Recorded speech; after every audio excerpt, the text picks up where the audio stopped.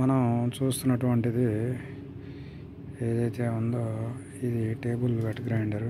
అయితే ఈ table wet grinder మనకి చాలా స్లోగా అనేది తిరగడం జరుగుతుంది.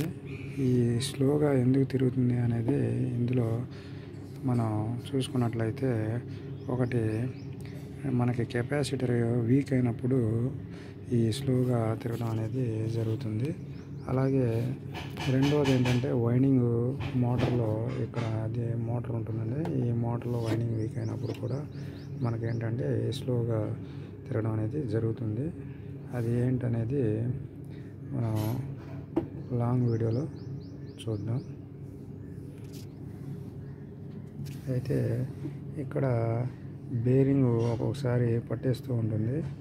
ఈ బేరింగ్ ఏంటంటే మనం ఇక్కడ 6004 మనం బేరింగ్ అనేది వాడటం జరుగుతుంది.